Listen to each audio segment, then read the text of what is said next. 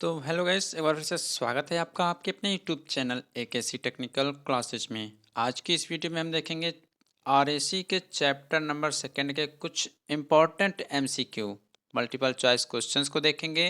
तो chapter second का part first ये रहेगा जिसमें आपके जो भी आपके वेपर कंप्रेशन सिस्टम है यानी वीसी जो साइकिल है उस पे रिलेटेड सभी क्वेश्चन आपके रहेंगे। उसके बाद इसका पार्ट सेकंड आएगा जिसमें आपका कूलिंग रहेगा, अंडर कूलिंग, सुपर हीटिंग, ये सब रहेगा। तो पार्ट फर्स्ट के जितने भी क्वेश्चंस हैं पहले उसको हम बता देते हैं। उसका पीडीएफ भी आपको हम टेलीग्राम पर सेंड कर देंगे, आप लोग वहाँ से भी आसानी से पढ़ सकते हैं। लेकिन इसके पहले हम आपको बता दें, चैप्टर फर्स्ट के जितने भी एमसीक्यू क्वेश्चन हमने कराए हैं उस वीडियो को आप लोग पूरा शेयर कर दीजिएगा अपने सभी ग्रुप में, अपने फ्रेंड्स के पास भी। उसका पीडीएफ भी हमने टेलीग्राम पे ऑलरेडी अपलोड कर दिया है। अब देखिए, एक क्वेश्चन और पूछा जाता है कि जैसे हीट पंप को आप लोग कैसे पहचानेंगे। मान लीजिए आपके एग्जाम में डायग्राम बना के दे दिया और कहेगा हीट पंप का जो संरेखन है डायग्राम वो कैसा होता है। तो सबसे पहले बता देते हैं, बना देते हैं, आप लोग नोट डाउन कर लीजिएगा कि हीट पंप क्या होता है, कैसे काम करता है। ओके, तो देखिए आपका ऊपर जो होता है सबसे पहले वह आपका होता है सोर्स, सभी को पता होगा अगर आपने आरएसी पढ़ा होगा। नीचे आपका सिंक होता है, इसमें से कितने भी हीट निकाले जाए या डाली जाए कुछ कुछ भी डिफरेंस नहीं होता है। ओके, वर्क देखिए, हीट पंप को हम वर्क देते हैं, ठीक, मतलब हम वर्क करते हैं हीट पंप पे, ठीक। और देखिए ऊपर आपका ये होता है क्यू डब्ल्यू और नीचे आपका यहाँ क्या है, यहाँ आपका नीचे है क्यू यल, ठीक, क्यू यल। ये क्यू एच है मतलब हाई टेम्परेचर और नीचे लो टेम्परेचर। तो देखिए जब आपका जो वर्क वाला एरो इस तरफ रहेगा यानी हीट पंप की तरफ रहेगा कि हम उसको वर्क दे रहे हैं, ठीक, तो आपका यह होगा क्या, हीट पंप को यह रिप्रेजेंट करेगा। तो यही बताना था। हो सकता है क्वेश्चन ऐसा पूछ ले डायग्राम बना के, इसलिए हमने यहाँ पे आपको बता दिया। अब जो आज का हमारा टॉपिक है, मेन टॉपिक, मतलब थोड़ा बताएंगे भी आपको वेपर कंप्रेशन सिस्टम जो साइकिल होता है उसके बारे में थोड़ा बताएंगे।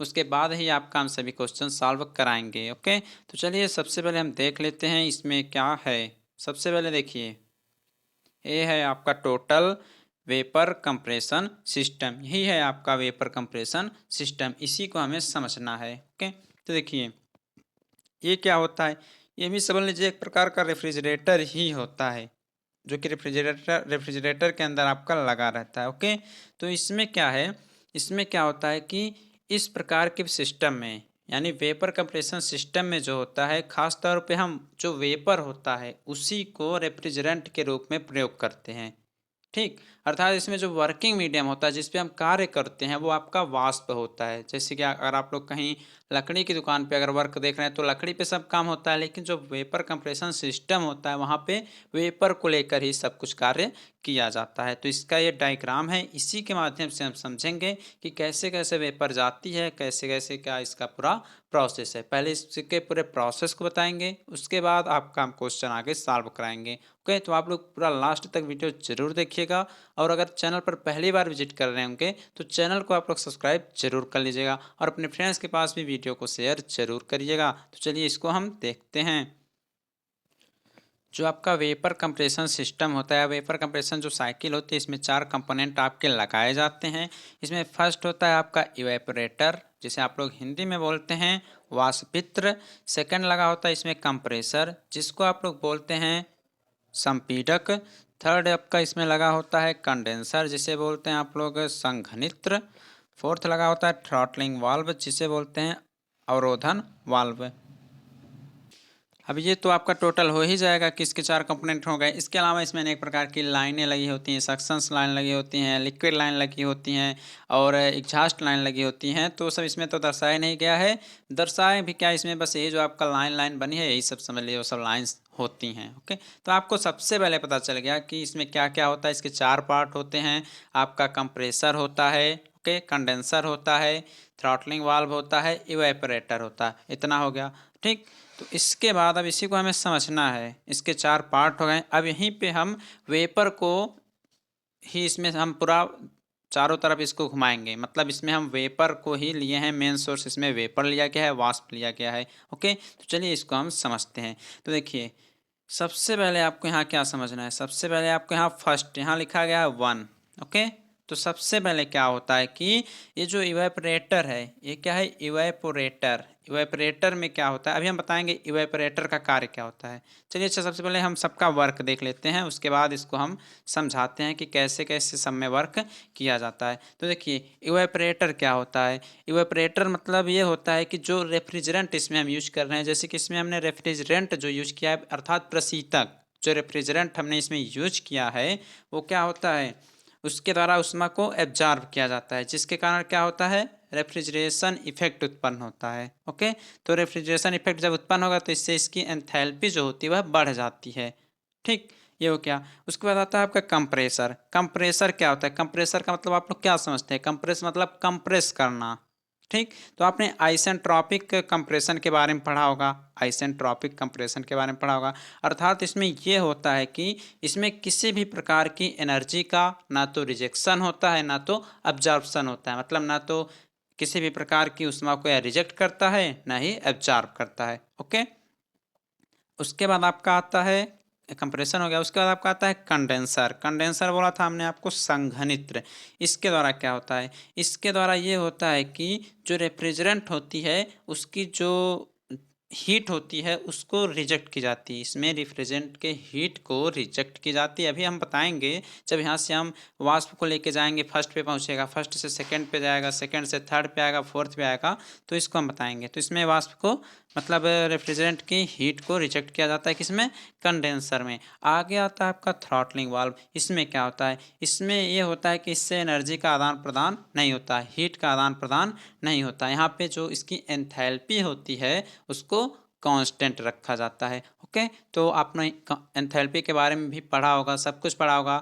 ठीक, तो ये हो गया आपका, चारों के बारे में थोड़ा थोड़ा हमने बता दिया। अब इसका जो वर्क होता है उसको समझा देते हैं, क्योंकि इसी पे आपका पूछा जाएगा क्वेश्चन, पूछ लेगा कि जो वेपर होता है या जो भी आपने इसमें यूज किया रेफ्रिजरेंट, वह कंप्रेसर में जाने के पहले कैसा होता है, पूछेगा। वेपर कंप्रेशन सिस्टम में जो आप लोग रेफ्रिजरेंट यूज करते हैं वह कंप्रेसर में जाने के पहले कैसा होगा, उसकी क्या क्या स्थिति होगी, वह लो प्रेशर पे रहेगा कि हाई प्रेशर पे रहेगा, सेचुरेटेड रहेगा कि अनसेचुरेटेड रहेगा, ऐसे ऐसे क्वेश्चन आपके पूछे जाएंगे। वह कंडेंसर में जाने से पहले कैसा होगा, वह थ्रॉटलिंग वाल्व में जाने के बाद कैसा हो जाएगा, तो ऐसे ऐसे क्वेश्चन पूछे जाएंगे। तो पहले इसका पूरा हम वर्किंग देख लेते हैं, उसके बाद हम क्वेश्चन को आगे सॉल्व कराएंगे। देखिए इसमें सबसे पहले क्या है, यहाँ से आपका इवेपोरेटर से आपका स्टार्ट होता है। कहाँ से, इवेपोरेटर से। इसमें है, इसमें क्या होता है, जो इवेपोरेटर होता है इसमें जो वेट वेपर होती है यानी जो नम वाष्प होती है, सबसे पहले यहीं से स्टार्ट होता है। रेफ्रिजरेंट हम यूज करना स्टार्ट कर दिए हैं, हमने बताया है वेपर कंप्रेशन सिस्टम में मोस्टली वेपर का ही यूज किया जाता है। तो इसमें क्या होता है कि वेट वेपर जो है उसको हम, वेट वेपर मतलब नम वाष्प को हम सबसे पहले लो प्रेशर पे निकाल कर उसको हम कंप्रेसर में भेजते हैं। देखिए तो यहाँ से आपका जा रहा है, यहाँ से यह आपका जा रहा है किसमें, लो प्रेशर पे आपका कंप्रेसर में जा रहा है। तो क्वेश्चन पूछेगा कि वेपर को कंप्रेसर में भेजने के पहले उसकी स्थिति क्या होती है, तो आपकी लो प्रेशर पे रहती है। ओके, इवेपोरेटर से कैसा जा रहा है, वेट वेपर के रूप में जा रहा है, लो प्रेशर से वह कंप्रेसर में जा रहा है। अब क्या होगा, जब कंप्रेसर में चला जाएगा तो आपका आइसेंट्रोपिक कंप्रेशन इसमें होगा। तो अभी हमने आपको बताया कि कंप्रेसर में आइसेंट्रोपिक कंप्रेशन होगा इसमें।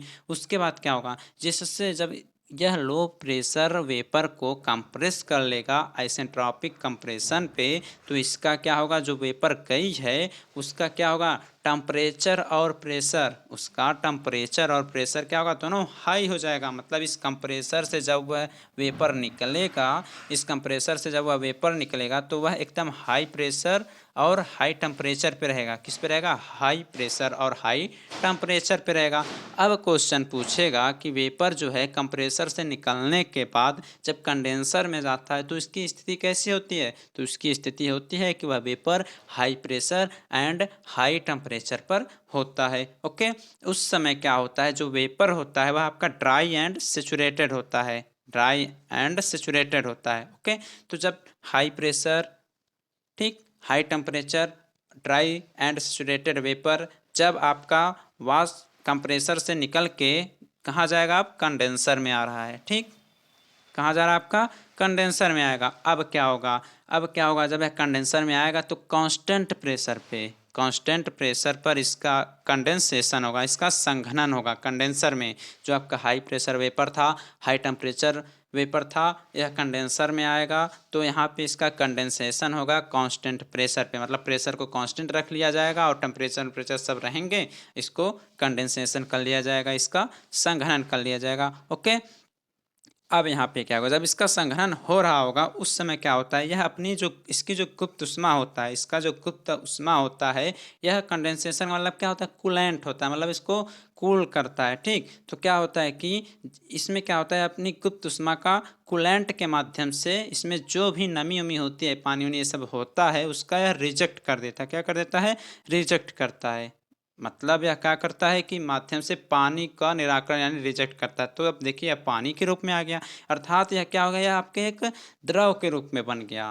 वेपर था लेकिन यहाँ पे कंडेंसेशन के माध्यम से यह आपका द्रव के रूप में हो गया। ओके, अब क्या है, जब यह द्रव में परिवर्तित हो जाएगा, ठीक, तो अब यहाँ से यह चलेगा तो यह हाई प्रेशर लिक्विड के रूप में निकलेगा, क्योंकि प्रेशर को तो हमने कांस्टेंट कर लिया था और यहाँ से हाई प्रेशर पर ही गया था, हाई प्रेशर पे ही गया था और यहाँ पे कांस्टेंट प्रेशर पे इसका हम कंडेंसेशन किए हैं। तो जब बाहर निकलेगा तो प्रेशर तो हाई ही रहेगा, प्रेशर तो हाई ही रहेगा, लेकिन क्या है कि यहाँ पे कंडेंसेशन के दौरान, संघनन के दौरान यह थोड़ा लिक्विड रूप में आ गया, द्रव के रूप में हो गया, तो यह हाई प्रेशर द्रव के रूप में हो गया। अब ही जो हाई प्रेशर द्रव है आपका आएगा थ्रॉटलिंग वाल्व में, किस में आएगा, थ्रॉटलिंग वाल्व में आएगा। ठीक, जब यह आपका थ्रॉटलिंग वाल्व में आ जाएगा तो क्या होगा, जब यह थ्रॉटलिंग वाल्व में आता है तो ये होता है कि आने के बाद इसका जो टेम्परेचर होता है और जो प्रेशर होता है वह पहले की अपेक्षा में लो हो जाते हैं। तो यहाँ पे आया क्या है, लिक्विड भी आया है और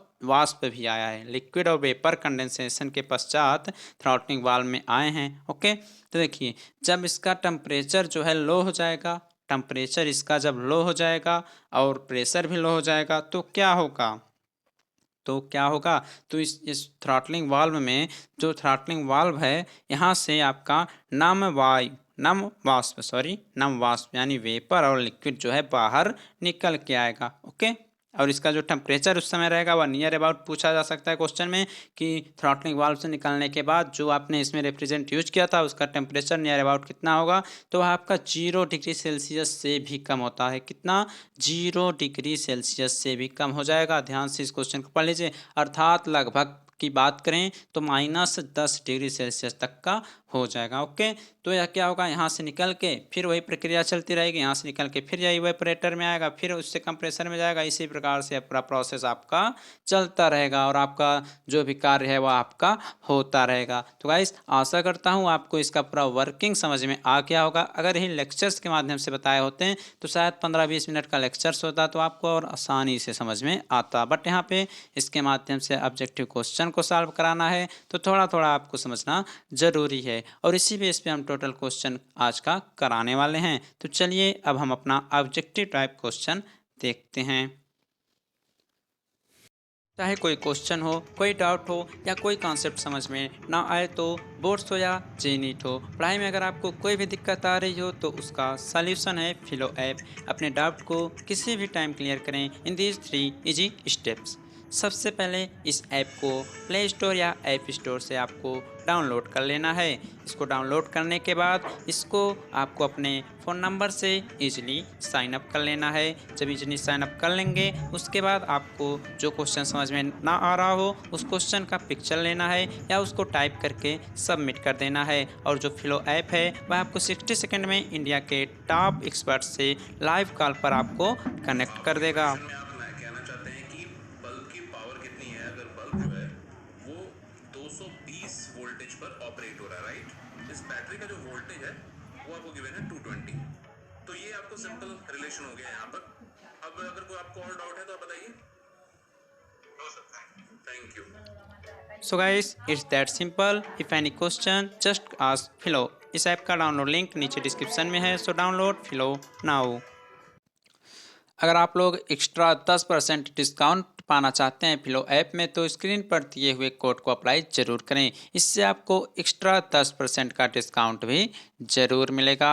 आपका फर्स्ट ऑब्जेक्टिव क्वेश्चन जो दिया है वो ये कह रहा है कि देख लीजिए चैप्टर सेकंड का है आपका। टोटल सभी क्वेश्चन कराया जाएगा, चैप्टर वाइज हम करा रहे हैं, आपको पता ही है। तो आप अपने फ्रेंड्स के पास शेयर ज़रूर करिएगा, सब कुछ ज़रूर बताइए चैनल के बारे में, ओके, ताकि हमारा मनोबल बढ़ता रहे और आपके लिए क्वेश्चन हम रेगुलर लाते रहें। फर्स्ट क्वेश्चन कह रहा है कि in a vapour compression system the condition of refrigerant before entering the expansion or throttle valve is. देखिए हमने आपको बताया था अभी, इसमें कह रहा है कि वेपर कंप्रेशन सिस्टम में जो रेफ्रिजरेंट होता है वह एक्सपेंशन या थ्रॉटल वाल्व में इंटर करने के पहले कैसा होता है। तो देखिए हम आपको यहाँ पे सीधे दिखा देते हैं, यही आपका थ्रॉटल वाल्व है। इसमें आपका वेपर जो है वह इंटर करने के पहले कैसा है, वह आपका हाई प्रेशर लिक्विड के रूप में है। तो इसका राइट आंसर क्या हो जाएगा, इसका राइट आंसर आ जाएगा हाई प्रेशर सेचुरेटेड लिक्विड। हमने आपको बताया भी था कि जब उसका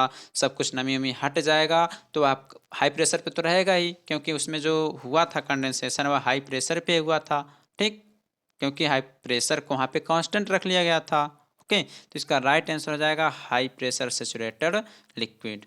फर्स्ट क्वेश्चन का राइट आंसर हो गया कि जब वेपर कंप्रेशन सिस्टम में जो रेफ्रिजरेंट होता है वह थ्रॉटल वाल्व या एक्सपेंशन वाल्व में इंटर करने के पहले उसकी स्थिति कैसी रहती है, तो वह high pressure and saturated liquid के रूप में रहता है। सेकंड क्वेश्चन आपका कह रहा है कि in a vapour compression system the condition of refrigerant before passing through the condenser is. कह रहा है कि वेपर कंप्रेशन सिस्टम में जो रेफ्रिजरेंट होता है जब वह कंडेंसर से गुजरता है तो उसकी स्थिति कैसी होती है। तो उसकी स्थिति कैसी होती है जब वह कंडेंसर से होकर गुजरता है। तो यहाँ पे हम फिर से बताना चाहते हैं आपको, कंडेंसर से होकर जब यह गुजर रहा है तो किस पे है आपका, हमने बताया था यहाँ से जब यह जाता है हाई प्रेशर लिक्विड पे, तो वहीं पे हमने आपको ये भी बताया था कि यह सुपर हीटेड के रूप में होता है। किसमें, सुपर हीटेड के रूप में रहता है। तो इसका जो राइट आंसर हो जाएगा वो हो जाएगा सुपर हीटेड वेपर। कैसा हो जाएगा, सुपर हीटेड वेपर। तो इसका राइट आंसर हो जाएगा ऑप्शन नंबर डी, कि जब वेपर कंप्रेशन सिस्टम में जो रेफ्रिजरेंट होता है वह कंडेंसर से गुजरता है, अर्थात उसको हम कंडेंसर में गुजारते हैं, तो उसकी स्थिति जो होती है वह सुपर हीटेड वेपर के रूप में आपकी होती है।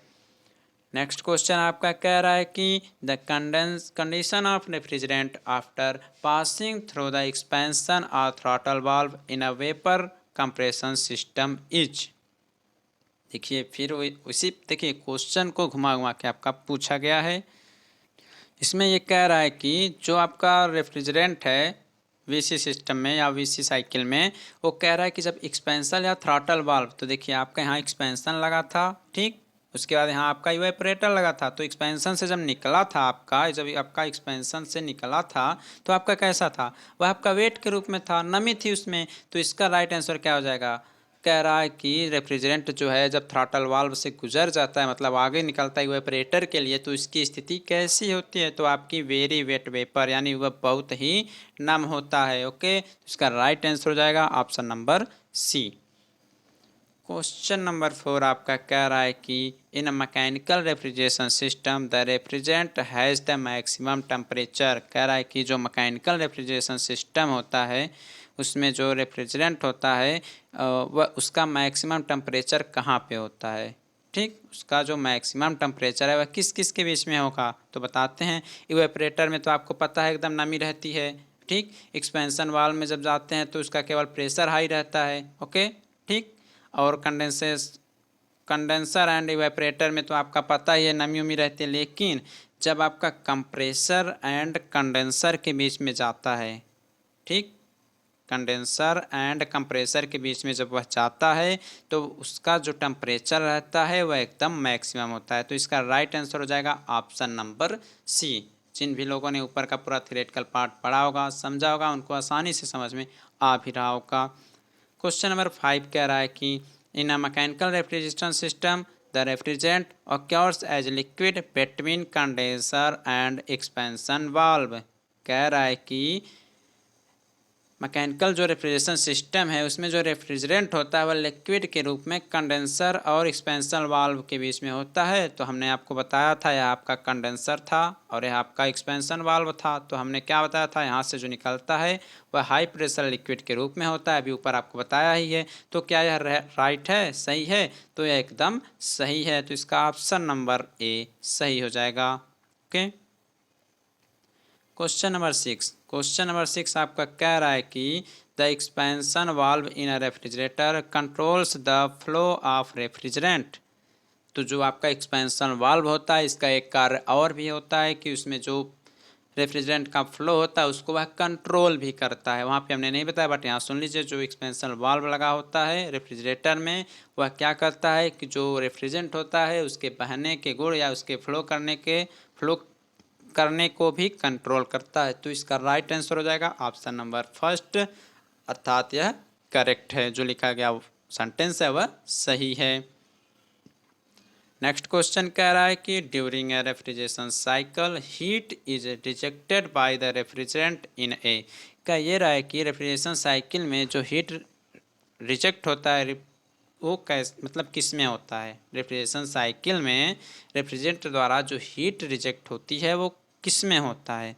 तो हमने आपको क्या बताया था, कंडेंसेशन में तो ये होता है कि वहाँ पे जब आपका जाता है धीरे धीरे जाता है, नमी के रूप में जाता है, लेकिन जब कंडेंसर में पहुँचता है तो क्या होता है, वह आपका लिक्विड के रूप में हो जाता है। लेकिन प्रेशर हाई प्रेशर पे रहता है आपका, ठीक, हाई प्रेशर पे रहता है, लेकिन टेम्परेचर को क्या करता है, वहाँ पे प्रेशर को वह कांस्टेंट कर लेता है, ठीक, टेम्परेचर को गायब कर देता है, जल के रूप में कर देता है। तो जो रिजेक्ट होता है रेफ्रिजरेंट में वो आपका होता है कंडेंसर में। तो इसका ऑप्शन जो है बी सही हो जाएगा, कंडेंसर में। During a refrigeration cycle heat is rejected by the refrigerant in a condenser. Option number B इसका सही हो जाएगा। अगला क्वेश्चन कह रहा है कि the condition of refrigerant after passing through the condenser in a vapour compression system is. देखिए फिर क्वेश्चन कुछ पीछे की तरह ही पूछा गया है कि वीसी साइकिल अर्थात वेपर कंप्रेशन सिस्टम में जो होता है, जो रेफ्रिजरेंट होता है कंडेंसर से गुजरने के बाद कैसा होता है। तो कंडेंसर से गुजरने के बाद आपका यहाँ पे कंडेंसर लगा होता था, यहाँ से गुजरेगा तो आपका थ्रॉटल वाल्व में आएगा। तो कैसा रहता है, वह लिक्विड के रूप में, हाई प्रेशर लिक्विड या सैचुरेटेड लिक्विड के रूप में रहता है। तो इसका राइट आंसर हो जाएगा ऑप्शन नंबर फर्स्ट, अर्थात वेपर कंप्रेशन सिस्टम में जो आपका रेफ्रिजरेंट यूज किया जा रहा है कंडेंसर से गुजरने के बाद वह हाई प्रेशर लिक्विड या सैचुरेटेड लिक्विड के रूप में होता है। तो इसका राइट आंसर हो गया option number first. Next question आपका कह रहा है कि the highest temperature during the cycle in a vapour compression system occurs after evaporation. मतलब इसमें ये कह रहा है कि जो टेम्परेचर है वेपर कंप्रेशन सिस्टम में वह इवेपोरेशन के बाद एकदम हाई हो जाता है। इवेपोरेशन आपका यहाँ होता है, ठीक, यहाँ आपका कंप्रेसर होता है, यहाँ आपका थ्रॉटल वाल्व है, आपका कंडेंसर। तो कह रहा है कि इवेपोरेशन के बाद, यानी अर्थात कह रहा है कि इवेपोरेशन में जो आपका टेम्परेचर होता है वो सबसे हाई होता है। तो आपको पता ही है कि जो इवेपोरेशन होता है उसमें तो सबसे पहले वेपर जो होता है वेट वेपर रहता है। तो वहाँ से इसका टेम्परेचर हाई कहाँ हुआ, वो तो आपका कंडेंसर में जाके होता है, कंप्रेसर में होता है हाई, सॉरी कंप्रेसर में हाई होता है। तो यह एकदम गलत है। अगर यहाँ कंप्रेसर लिखा होता तो सही होता। तो इसका राइट आंसर हो जाएगा ऑप्शन नंबर बी, अर्थात यह जो लिखा गया वह फॉल्स है। क्वेश्चन नंबर 10 कह रहा है कि the lowest temperature during the cycle in a vapour compression system occurs after. मतलब ये कह रहा है कि जो लोवेस्ट टेम्परेचर होता है वेपर कंप्रेशन सिस्टम में वो कहाँ पे होता है। ओके, तो आपका अभी बताया हमने किसके, मतलब इवेपोरेशन में ही तो होता है जो टेम्परेचर लो होता है। तो इसका राइट आंसर हो जाएगा ऑप्शन नंबर डी, अर्थात इवेपोरेशन में जो आपका वेपर कंप्रेशन साइकिल होता है इसमें टेम्परेचर जो होता है वह आपका लो होता है। ओके, क्वेश्चन नंबर आपका 11 कह रहा है कि डिफ्रॉस्टिंग ऑफ ए रेफ्रिजरेटर में be done by stopping the compressor for a short period. मतलब ये कह रहा है कि जो रेफ्रिजरेटर है, ठीक, जो इसमें डिफ्रॉस्टिंग होता है, डिफ्रॉस्टिंग मतलब ये होता है कि पिघलने की जो प्रोसेस होता है उसके लिए बोला जा रहा है कि डिफ्रॉस्टिंग ऑफ ए रेफ्रिजरेटर में be done by stopping the compressor for short period. अगर हम कंप्रेसर को थोड़े समय के लिए बंद कर दें तो जो रेफ्रिजरेटर होता है उसमें डिफ्रॉस्टिंग की क्रिया जो होती है कंप्लीट हो जाती है। तो यह होता है राइट। मतलब अगर हम थोड़े समय के लिए अगर हम कंप्रेसर को बंद कर दें तो रेफ्रिजरेटर में पिघलने का प्रोसेस जो होता है वह स्टार्ट हो जाता है। जैसे कि अगर हम आपके फ्रिज की बात करें, आपके घर में जो सिंपल रेफ्रिजरेटर यूज किया जाता है, अगर उसका कंप्रेसर थोड़े समय के लिए वर्क करना बंद कर दे तो उसमें जो आपका बर्फ़ पिघला रहता है, आप बर्फ़ बनाते होंगे फ्रिज में, तो क्या होता है अगर उसको हम बंद कर लें थोड़े समय के लिए तो पिघलना स्टार्ट होने लगता है, वह गलना स्टार्ट, उसका डिफ्रॉस्टिंग होने लगता है। तो क्या यह सही है? तो यह एकदम राइट है। तो इसका ऑप्शन नंबर फर्स्ट जो है वो सही है। मतलब जो कह रहा है कि अगर हम कंडेंसर को थोड़े समय के लिए भी बंद कर दें, रेफ्रिजरेटर के कंडेंसर को अगर थोड़े समय के लिए भी बंद कर दें तो उसमें गलने की प्रक्रिया, पिघलने की प्रक्रिया स्टार्ट हो जाती है। तो यह सही है। क्वेश्चन नंबर 12 आपका कह रहा है कि in a domestic refrigerator a capillary tube controls the flow of refrigerator from the, मतलब जो आपका घरेलू रेफ्रिजरेटर होता है उसमें कह रहा है कि कोई आपका कैपिलरी ट्यूब लगा होता है, ठीक, जो कि कंट्रोल करता है रेफ्रिजरेंट को। कहाँ पे? आपके घरेलू रेफ्रिजरेटर में कह रहा है कि कोई कैपिलरी ट्यूब लगा होता है जो कि आपके फ्लो ऑफ रेफ्रिजरेंट को कंट्रोल करता है। फ्रॉम द मतलब किस में, कहाँ से? तो जो आपका कंट्रोल करता है वह करता है एक्सपेंशन वाल्व टू इवेपरेटर, मतलब एक्सपेंशन वाल्व से लेकर उसको इवेपरेटर तक जो कैपिलरी ट्यूब लगा होता है डोमेस्टिक फ्रिज में उसको यह कंट्रोल करता है। तो ऑप्शन नंबर ए इसका सही हो जाएगा। क्वेश्चन नंबर 13, क्वेश्चन नंबर 13 आपका कह रहा है कि in a vapour compression system the condition of refrigerant is dry saturated vapour. अब देखिए ड्राई सेचुरेटेड वेपर के रूप में है तो यह किस में इंटर करने के बाद रहेगा? In a vapour compression system the condition of refrigerant is dry saturated vapour.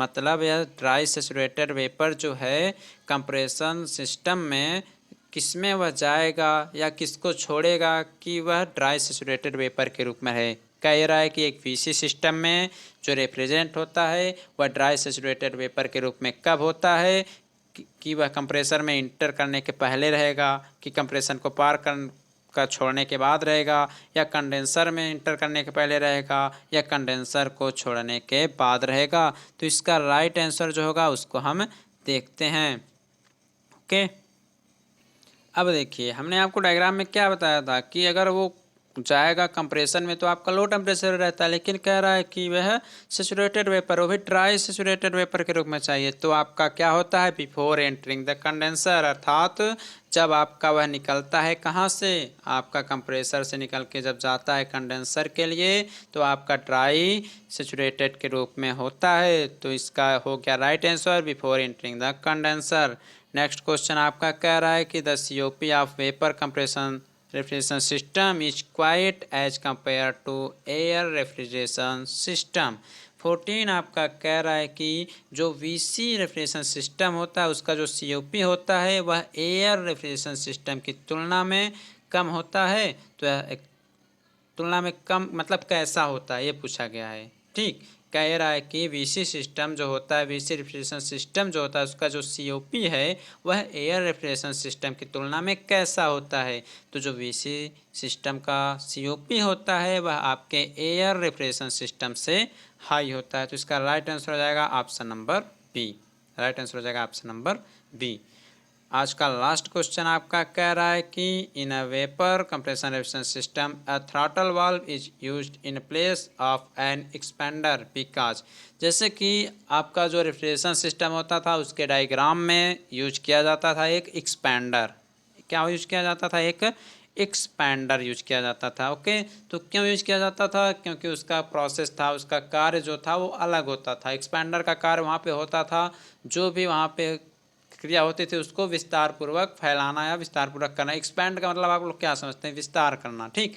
तो क्या ये रहा है कि जो वेपर कंप्रेशन रेफ्रिजरेशन सिस्टम होता है इसमें एक्सपेंडर की जगह हम लोग वाल्व का यूज क्यों करते हैं? तो इसमें वाल्व का यूज इसलिए करते हैं क्योंकि इसमें जो होता है कार्य आपका आइसेंट्रोपिक एक्सपेंशन की वजह से होता है, ठीक। इसलिए इसका यूज हम करते हैं थ्रॉटल वाल्व का यूज हम करते हैं वेपर कंप्रेशन सिस्टम में। तो इसका राइट आंसर हो जाएगा the positive work in isentropic expansion of liquid is very small.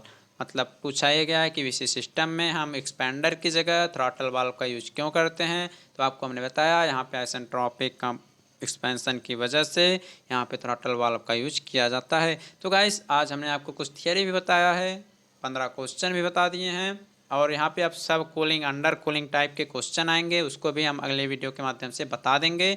तो आज की वीडियो आप लोग पूरा ज़रूर देखिएगा, अपने फ्रेंड्स के पास भी शेयर ज़रूर करिएगा। अगली वीडियो के लिए इंतज़ार करिए, जल्द ही आएगी अगली वीडियो।